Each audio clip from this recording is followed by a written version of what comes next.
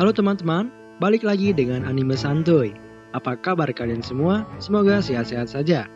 Goblin Slayer adalah anime yang diadaptasi dari light novel yang bergenre action, adventure, dan juga fantasi yang rilis pada fall 2018. Ada goblin berarti ada Raja Iblis. Ada Raja Iblis berarti ada pahlawan.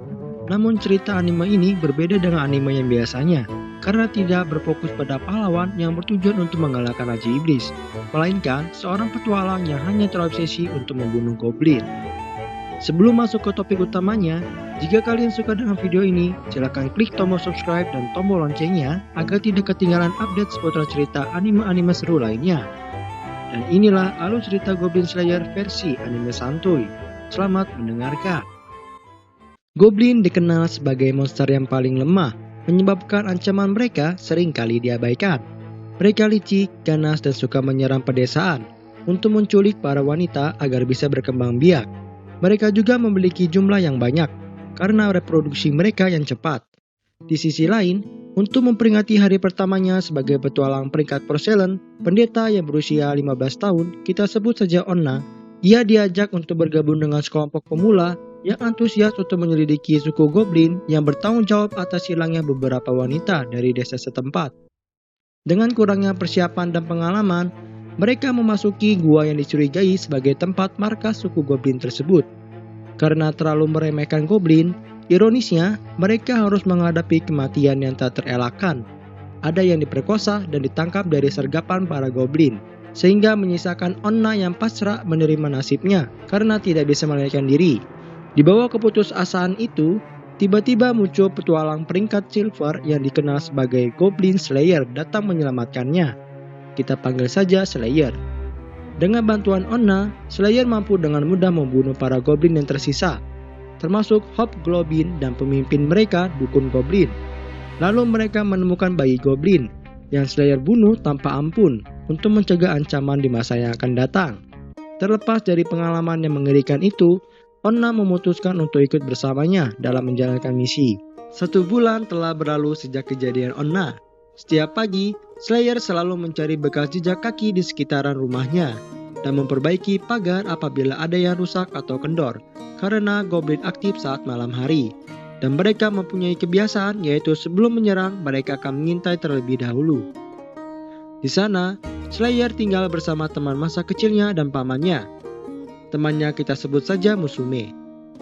Setelah memastikan aman, Slayer pergi bersama Musume ke kota untuk menjual hasil pertanian pamannya. Kemudian, Slayer pergi ke guild untuk mendapatkan misi. Di sana, ia diperlakukan oleh petualang lainnya sebagai orang buangan karena baju besinya yang berkualitas rendah dan hanya mengambil misi yang berhubungan dengan goblin, meskipun peringkatnya tinggi.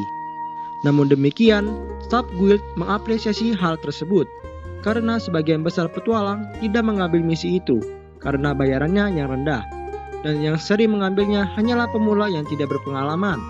Slayer bercerita ketika ia masih kecil, desanya diserang oleh goblin yang hampir membunuh seluruh penduduknya, termasuk orang tua Musume. Lalu Slayer menyaksikan kakaknya diperkosa dan dibunuh oleh goblin, sehingga membuatnya sangat terobsesi dengan goblin. Kemudian, Slayer dan Onna mengambil misi untuk menyerang benteng tua yang telah dikuasai oleh para goblin. Mereka membakar dan mencegah para goblin melarikan diri dengan strategi dan kekompakan yang mereka lakukan. Para goblin dapat dengan mudah dibasmi tanpa tersisa. Tanpa disadari, Goblin Slayer dikenal banyak orang di berbagai daerah, dan ada lagu tentangnya. Suatu hari, datanglah para petualang peringkat silver dengan kombinasi yang langka, yaitu Elf, Dwarf, dan Lizard yang mencari petualang bernama Orc-Block dan pemotong janggut. Sebenarnya yang mereka maksud adalah Goblin Slayer dalam bahasa mereka sendiri. Tidak lama dari itu, Slayer datang setelah selesai dari misinya, kemudian berdiskusi bersama mereka. Elf menjelaskan kepada Slayer bahwa ras mereka beraliansi dengan kerajaan manusia untuk bertarung melawan Raja Iblis yang telah bangkit dan ingin memperkerjakannya untuk suatu hal. Slayer menolak pada awalnya karena iblis bukan urusannya, sampai Lizard menyebutkan reruntuhan besar di negeri Elf yang telah dikuasai oleh goblin. Para petinggi Elf tidak bisa mengirim pasukan militer ke sana karena takut membuat curiga kerajaan manusia. Dan mereka bertiga adalah petualang yang disewa sukunya masing-masing untuk menyelesaikan masalah tersebut. Namun mereka membutuhkan bantuan manusia sehingga mereka meminta Slayer.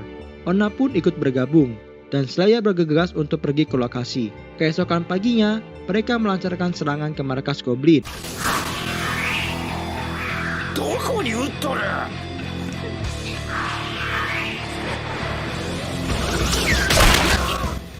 Goblin sangatlah peka dengan bau anak-anak, wanita, dan elf.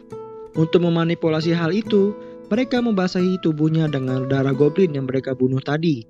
Lalu masuk ke dalam reruntuhan itu, di mana mereka tidak melihat ada totem yang menandakan goblin itu tidak dipimpin oleh dukun goblin. Lalu mereka berhasil menyelamatkan seorang elf yang telah dirantai di sebuah ruangan yang kotor. Dan elf itu dibawa keluar oleh kesatria gigi naga panggilan Lizard. Mereka melanjutkan perjalanan dan sampailah di sebuah aula tempat para goblin beristirahat. Menggunakan mantra Dwarf dan Onna membuat para goblin makin terlelap dan tak sadarkan diri. Satu persatu para goblin pun dibunuh dengan mudah. Namun tidak disangka muncullah Ogre, salah satu jenderal Raja Iblis. Dengan regenerasinya yang tinggi dan kekuatan yang luar biasa, Ogre membuat Slayer dan teman-temannya tidak berdaya dan memaksa Slayer untuk menggunakan kartu andalannya, yaitu gulungan teleportasi yang ia dapatkan dari Majo, yang bisa menghubungkannya dengan dasar laut sehingga mengeluarkan semburan air bertekanan tinggi dan tajam seperti pedang. Alhasil Ogre dapat dikalahkan. Setelah itu mereka keluar dan bala bantuan elf datang karena surat yang ditulis oleh Onna saat mengirimkan elf yang diselamatkan tadi. Setelah pertorangan itu, Slayer tertidur selama 3 hari. Setelah pulih dari luka-lukanya, Slayer pergi bersama Musume ke kota untuk mengantar hasil peternakan. Setelah itu, Slayer pergi untuk memperbaiki baju zirahnya dan membeli gulungan mantra yang baru. Berkat pertarungan melawan Ogre, Onna dipromosikan ke peringkat petualang selanjutnya, yaitu Obsidian. Hari itu tidak ada misi yang bisa Slayer ambil, tetapi Slayer diminta oleh staf guild untuk menjadi pengawas dalam kenaikan peringkat, di mana ia menghukum Rhea karena mencuri rampasan dari kelompoknya. Kemudian Rhea bermaksud menyerang staf guild tetapi dicegah oleh kehadiran Slayer. Setelah selesai, tiba-tiba Slayer menerima surat permintaan khusus membunuh goblin. Kemudian Slayer mengajak Onna, Elf, Dwarf, dan Lizard untuk ikut bersamanya. Misi itu bertempatkan di kota air. Tidak disangka yang mengajukan misi tersebut adalah uskup besar dewa tertinggi yang memiliki julukan Tsurugi no Otome yang artinya gadis pedang. Ia adalah petualang peringkat emas partner pahlawan dalam mengalahkan Raja Iblis 10 tahun yang lalu. Tsurugi memberitahu bahwa sudah ada banyak korban yang berjatuhan, dan mereka mencurigai para pelakunya adalah para goblin yang berada dalam saluran air bawah tanah. Karena tidak bisa mengarahkan pasukan militer untuk goblin dan petualang lainnya telah gagal, dia memutuskan untuk meminta bantuan Slayer karena terkenal sebagai petualang pembasmi goblin melalui lagu yang dinyanyikan oleh pengamen jalanan, dan Slayer sendiri tidak tahu. Slayer pun setuju dan kemudian mereka pergi memasuki saluran air bawah tanah. Mereka di sana berhadapan dengan banyak goblin dan menemukan para goblin yang menggunakan kapal. Dengan peralatan dan arahan dari Slayer, para goblin tersebut dapat dibasmi dan kapalnya pun hancur. Tetapi menarik perhatian dari aligator raksasa di sana, dan Slayer pun memanfaatkannya untuk menyerang sekelompok goblin yang lain. Setelah itu, mereka kembali ke permukaan, dan Slayer merasa terganggu pada goblin yang tahu bagaimana menggunakan kapal, namun tidak menyadari ada aligator di sana. Membuatnya menyimpulkan bahwa ada seseorang telah menempatkan goblin di saluran tersebut. Keesokan harinya, mereka kembali ke saluran air untuk menyelidiki tempat para goblin di sana berasal. Untuk menjaga-jaga, Slayer membawa burung kenari untuk mendeteksi gas beracun. Kemudian, mereka masuk lebih dalam ke saluran. Sialnya, mereka terkena perangkat goblin dan terkunci di sebuah ruangan. Tiba-tiba burung kenari berbunyi, dan ternyata para goblin memompa gas beracun masuk ke dalam ruangan melalui lubang yang ada di sana. Namun hal itu dapat teratasi oleh mereka dengan menutupi lubang tersebut sehingga mencegah masuknya gas. Para goblin pun menyerang dengan dipimpin oleh Goblin Champion. Karena terkena pukulan yang kuat dari Champion, Slayer pun tidak sadarkan diri, dan Champion menyerang Onna ketika para goblin membajiri elf dan yang lain. Karena mendengar suara teriakan Onna, Slayer mendapatkan kembali kesadarannya. Lalu Slayer menyerang Champion dari belakang dan memberikan luka serius pada mata kanannya.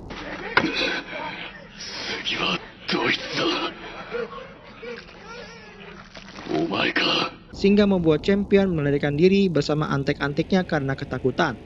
Kemudian luka si Onna disembuhkan dan Slayer pun pingsan. Beberapa hari kemudian Slayer tersadar dan tubuhnya telah terobati berkat Tsurugi dan Onna. Lalu Tsurugi menceritakan kisah pilunya kepada Slayer, di mana ia pernah ditangkap, diperkosa, dan disiksa oleh Goblin 10 tahun yang silam, yang merupakan sumber bekas luka dan kebutaannya. Meskipun ia adalah partner pahlawan dalam membunuh Raja Iblis, ia merasa trauma dan takut akan Goblin. Elf, Dwarf, dan Lizard memutuskan untuk melanjutkan pemeriksaan di saluran air. Sementara itu, Slayer dan Onna berkeliling kota untuk memulihkan diri dan membeli peralatan serta memperbaiki baju zirahnya. Kemudian, Majo datang bersama temannya, membawa paket misterius milik Slayer, berkat surat yang dikirimnya tempo hari. Keesokan harinya, mereka kembali ke saluran air dan menemukan sebuah ruangan yang dijaga monster bola mata yang akan menyerang apapun yang bergerak. Slayer pun menggunakan paket itu yang ternyata berisikan tepung berkualitas tinggi dan menyebarkannya di sekitar ruangan untuk menciptakan ledakan. Monster bola mata itu pun terbunuh. Di ruangan tersebut ada cermin yang sangat besar yang bisa menghubungkan tempat itu dengan rumahnya para goblin, yang memungkinkan goblin untuk masuk. Lalu terdengarlah suara yang sangat keras, dan ternyata itu adalah para goblin bersama Champion datang menyerbu Slayer dan teman-temannya. Di saat Lizard fokus untuk melepaskan cermin besar itu dari dinding, Slayer dan yang lain bertahan dari serangan para goblin. Kemudian, Slayer memancing Champion itu ke tengah-tengah ruangan dan merubuhkan lantai atas ruangan tersebut, karena mereka tahu kalau ruangan itu jauh dari kota, sehingga tidak akan membahayakan penduduk. Slayer dan teman-teman berhasil selamat karena berlindung di bawah cermin besar yang telah dilepas oleh Lizard, dan reruntuhannya pun terserap oleh cermin itu. Agar tidak terjadi hal yang tidak diinginkan, Slayer menenggelamkan cermin besar itu ke dalam saluran air. Lalu Slayer datang melapor ke Tsurugi dan menanyakan hal yang janggal terkait aligator dan cermin besar itu. Tsurugi mengakui bahwa aligator adalah penjaga saluran air, sementara cermin besar adalah ulah dari kaki tangan Raja Iblis yang sudah dimusnahkan oleh pahlawan pada zaman dulu. Walaupun sudah mengetahui hal tersebut, Tsurugi tidak mengakukan apa-apa soal goblin, karena ingin orang lain memahami kekejaman dari goblin. Traumanya akan goblin membuat Tsurugi ketakutan dan sering mengalami mimpi buruk. Untuk membuatnya tenang, Slayer berkata,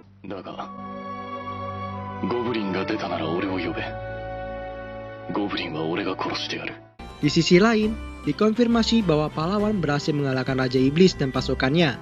Lalu ia menjadi orang ke-10 yang pernah mencapai petualang peringkat platinum. Perayaan pun diadakan di seluruh negeri.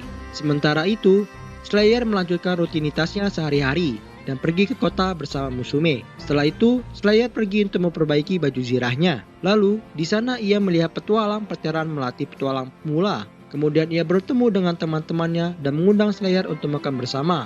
Musume dan staf guild juga bergabung. Selama makan, staf guild memberitahu bahwa ada program baru untuk pensiunan petualang melatih petualang pemula, sehingga petualang pensiun masih bisa tetap bekerja, dan petualang pemula memiliki kesempatan lebih tinggi untuk bertahan hidup. Keesokan harinya, Slayer melakukan rutinitasnya dan membaca surat dari Tsurugi bahwa ia berterima kasih atas bantuannya dan ia sudah tidak lagi bermimpi buruk soal goblin. Keesokan paginya, Slayer melakukan patroli hariannya di sekitar pertanian. Lalu ia menemukan banyak jejak kaki goblin di sana dan menyimpulkan bahwa akan ada penyerangan besar-besaran lebih dari 100 goblin yang akan dipimpin oleh Raja Goblin. Slayer memperingatkan Musume untuk lari karena ia tidak bisa melawan banyak goblin di tempat terbuka. Tetapi Musume menolak untuk meninggalkan rumahnya.